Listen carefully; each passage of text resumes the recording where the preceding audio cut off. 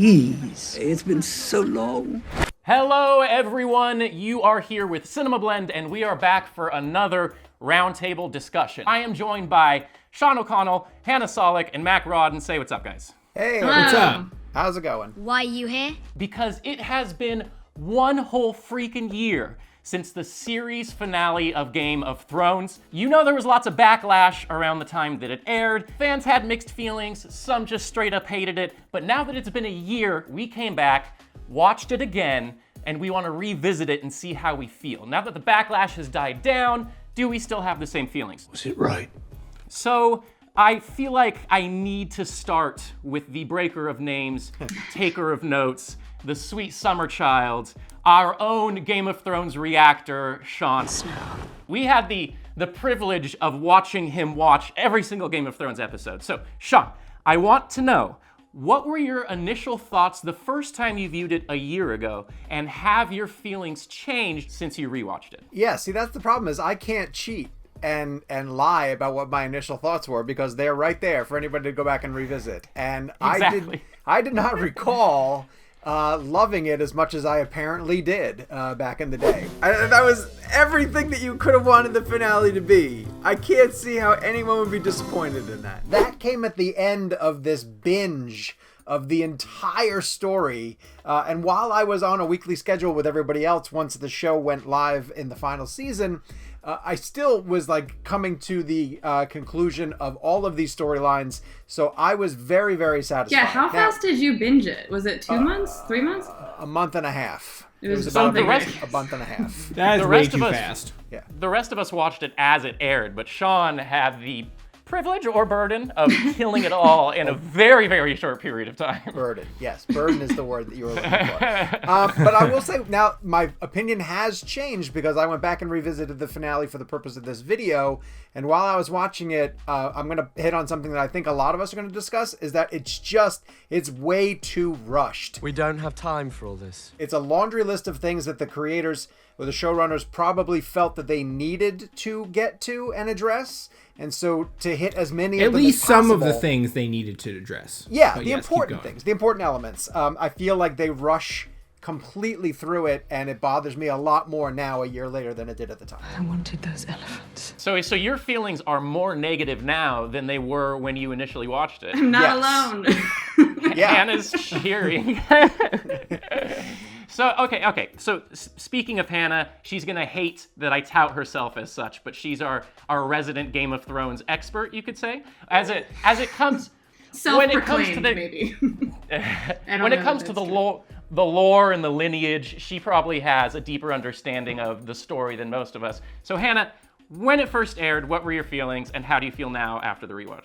When it first aired, I was extremely upset. I was irrationally angry and shocked. It was a very weird mix of emotions where it was like I felt all these things, but also at the same time felt nothing because I just like it left me so empty because I was like, how did they just end something that I cared about so much in like a, excuse me, but it's just a shitty way. So I felt personally attacked and emotionally attacked, and then also just trying to process like how could I care about something so much and now not want anything to do with it. I just realized I don't care.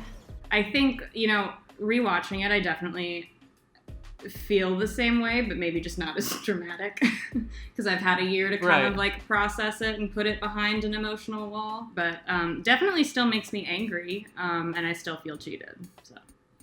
It was just so relevant in pop culture at the time that you couldn't stop thinking about it. And I think that exacerbated all the frustration. Totally, yeah, because it's like everybody was participating in that conversation. So it's just like it became like a spiral where it was just like, oh, you're mad too? That makes me even more mad. Your joy will turn to ashes in your mouth. All right. Mack Rawden, how did you feel a year ago watching this epic conclusion, and how do you feel now having revisited it a year later? Well, first of all, I'd like to point out that I appreciate that everyone else got these lofty titles about why we should care about their Game of Thrones opinion, and I'm just random dude here. That's fine, though. I get it. No need to speak. He runs the entire site, guys. He runs this. Mack Rawden is CinemaBlend. Well, also, I want to just clarify, during my binge watch, Mac is also really up to date on Game of Thrones and would constantly check in on me and be like, where are you? What have you just seen? And kind of like, and he'd ask pointed questions of just like, how do you feel about this person right now or that person right now? And would never tell me anything, but was a really good barometer of like where I should be in terms of the show. I know things. So I really like Game of Thrones. I would describe myself as feeling defensive after the finale. I was not super happy with it. I would say maybe like a B-, somewhere in that range.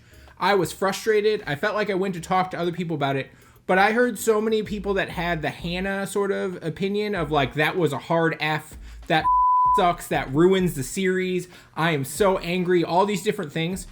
I did not feel that way. I felt like there was some really stupid writing choices. I still feel that way. I would have ended things differently.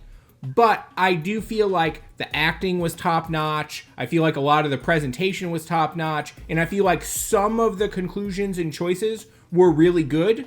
There were just some other ones that I still find illogical. So I would say on the whole, I was a mixed bag. Still am. I gotta say, I liked it better upon my rewatch a year later. There were certain scenes that were giving me goosebumps where I was like, oh man. And look, like I love... what? Oh my gosh. My favorite thing in the world is Jon Snow going back to the Night's Watch. That is the ultimate subverting fan expectation who thought he was just going to rule this world. And David Benioff and D.B. Wise are like, nah, bro, you're going right back to where you started, the Night's Watch with the rest of the bastards. Which needs to exist now because why? Well, that's a good point. Please sit. In the finale, we see him leave the wall, so he's still going to do whatever he wants. So, Sean, explain to me, you touched on it a little bit, that it was rushed. I think that's one of the more common criticisms. Sure. So, is that the main thing that they did wrong, and why was the backlash so aggressive? Well, the problem is there's so many good stories that were going on over the course of the whole show that to bring resolution to all of them properly, it's almost not fair to the show. They're almost at fault for bringing too many interesting plot points to the surface, and then they were told, okay, now you have to close them all off in a satisfactory fashion. And not only that, but do it in 6 episodes. That was their choice. That was their Yes, choice. Let me point this out too. Yes, that's they their choice. did a lot of things that were, in retrospect, really stupid and detrimental to where Game of Thrones ultimately ended up by throwing out these little breadcrumbs, right? And I will make a specific example. Like, you did not need to tell us or tease the Golden Company and elephants. 20,000 men, horses, elephants, I believe. Like, that did not need to happen. You set that expectation, then felt like you needed to deliver, so we get one guy from the Golden Company, an offhanded comment about how the elephants couldn't make the journey, or whatever they stupid explained it in that way. They are excellent beasts, Your Grace, but not well suited to long sea voyages. And then that's another resolution you needed to solve, right? That was unnecessary to the larger plotline. Right. And they did that a lot. That's disappointing. Mack is right in the fact that it's still really ambitious storytelling. Like, when I went back and rewatched the finale, and the finale begins right after Dany and her dragon have just laid waste to the kingdom. Like, this was a payoff that was multiple seasons, you know, in the build up to it. Yes, it was. In that everyone in Westeros is saying, what are we going to do when and if she finally is able to cross over and bring her dragons over here? And we finally saw it. They showed us that.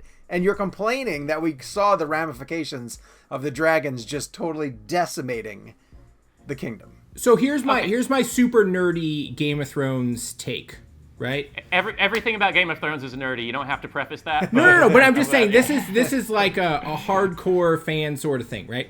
All right. Okay. So you know how that Game of Thrones in almost every single season uses the second to last episode as the real finale.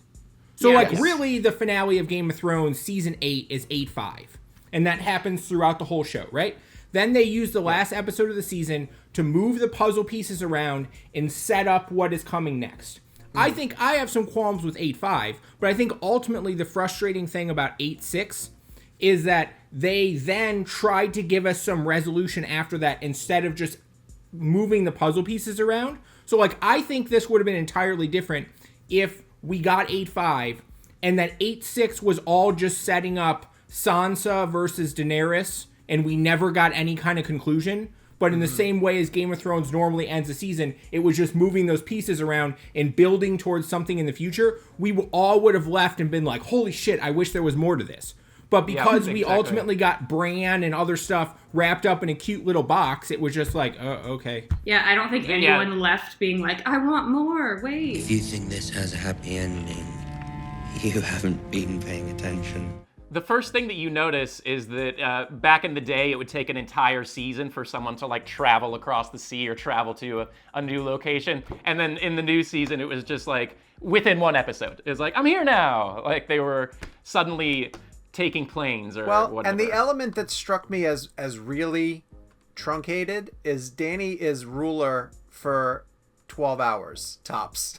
And I kind of forgot that. Like, she takes over, she tells the Unsullied, like, we did it, but we're still going to free everybody else, and then Jon is stabbing her within hours. Yes, exactly. Like, to that point, if you think about Dany and one of what I think is the best moments of the finale, when she comes out, there's the shot with the dragon behind her, and she gives that really badass speech where you can tell how far off the rail she is, and she basically says, I'm going to go liberate the whole rest of the world, right? And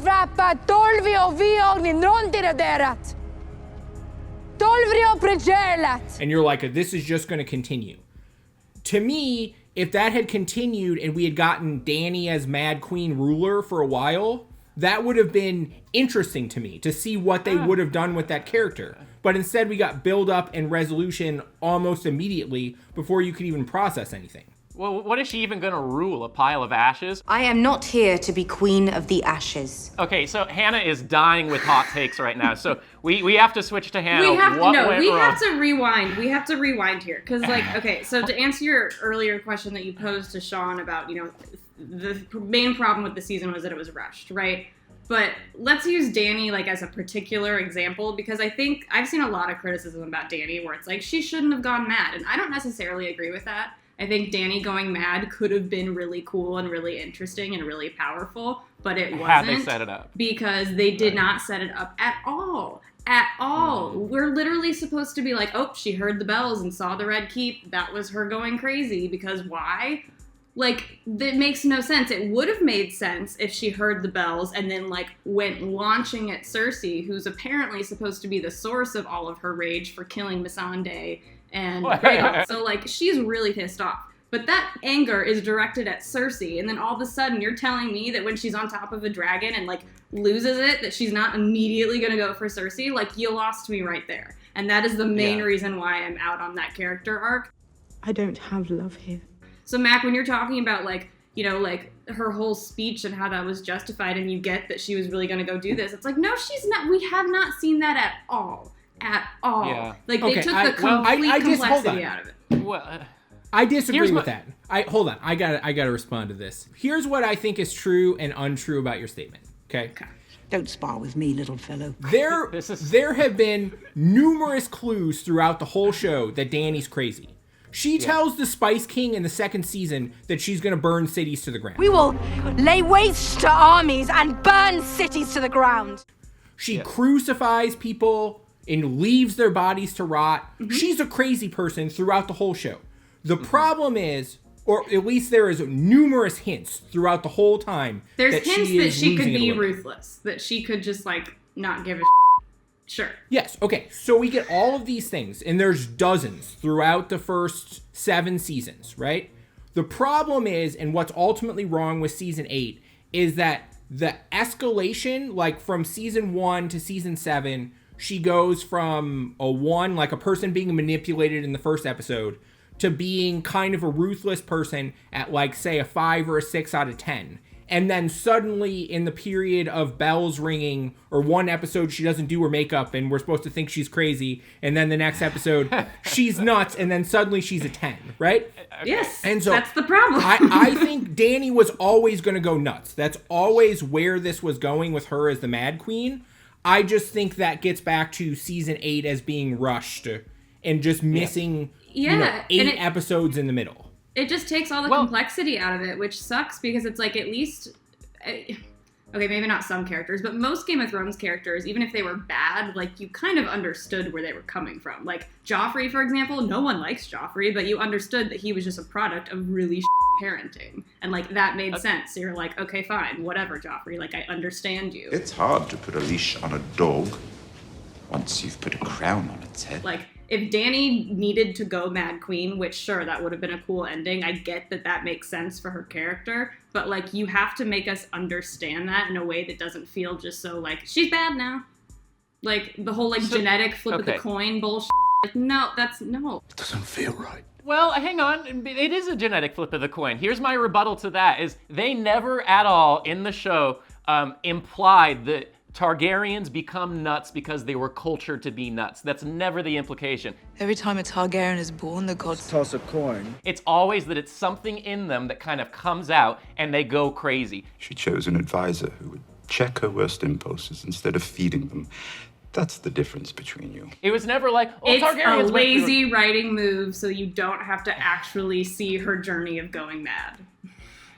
I love Hannah saying stuff like that because this was her favorite show of all time.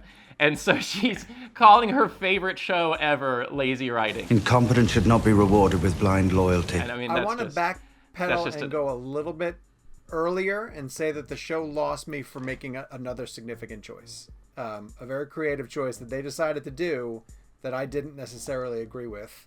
And that's to get rid of the Night King in such a...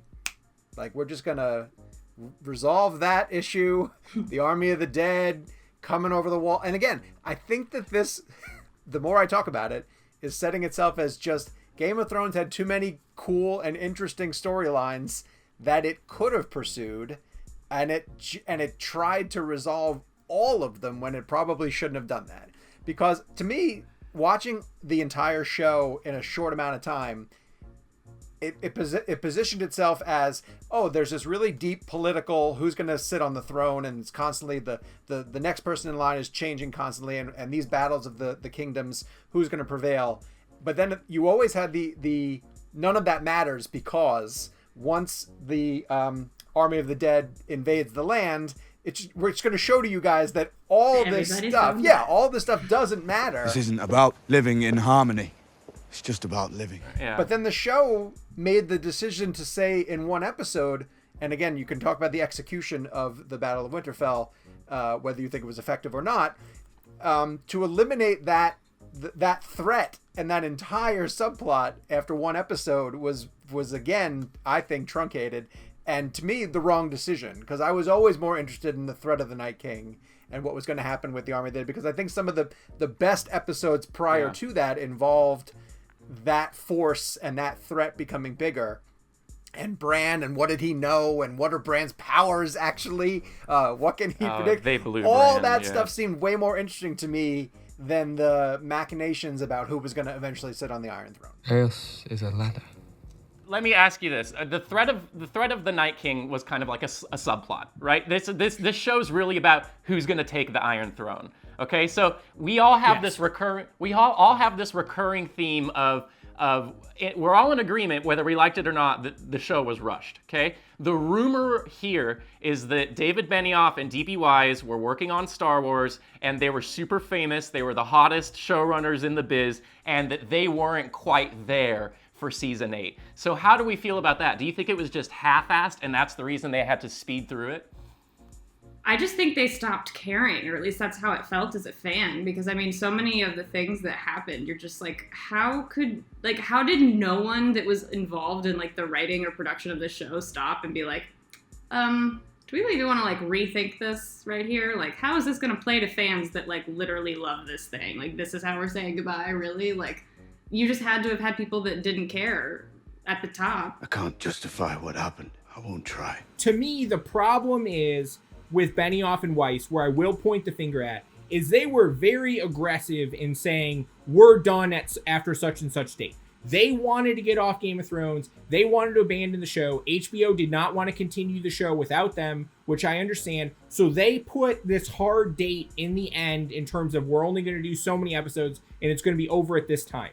And so I think the stress and pressure of trying to fit everything in that timeline is why it ultimately felt rushed. But I think everyone involved, like, I think what they were trying to do was write the action that they needed to in order to fix as many things as they could by the end of season 8. And I think instead of them not caring, it was them bending over backwards to try to fit into a bullshit deadline that was ultimately the showrunner's fault also. Nothing you harder than time. Because I don't think that everyone involved just didn't care.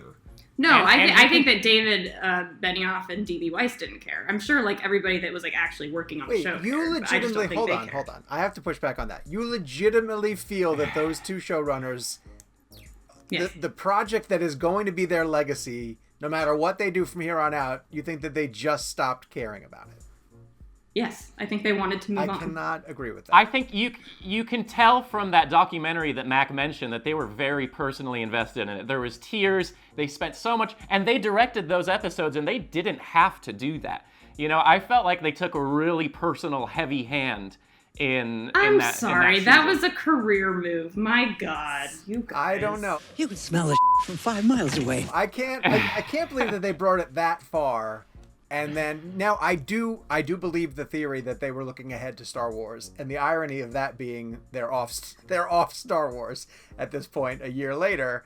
But yeah, I think, and unfortunately this happens a lot of time with productions, is that release dates are given, or, you know, a certain amount of episodes are ordered, and you have to fit the story into that time frame. I never once thought about the fact that what Mack brought up is if they had only told half of the story and teased what could have happened if we didn't have to get resolutions to every single bit of the storyline. Because think about it, like, there's so many characters who just get rushed to a well, here's what we know what happened to them, you know, aren't you satisfied kind of thing, and it ended up being unsatisfying on a certain level. But I will say, when I went back and rewatched the finale, like, it's still better than, you know, 8 out of 10 shows that are out there nowadays. Like, the production value is unbelievably good. The performances are amazing. Like, I'm not going to take anything away from Peter Dinklage. I'm not even going to take anything away from Emilia Clarke or Maisie Williams.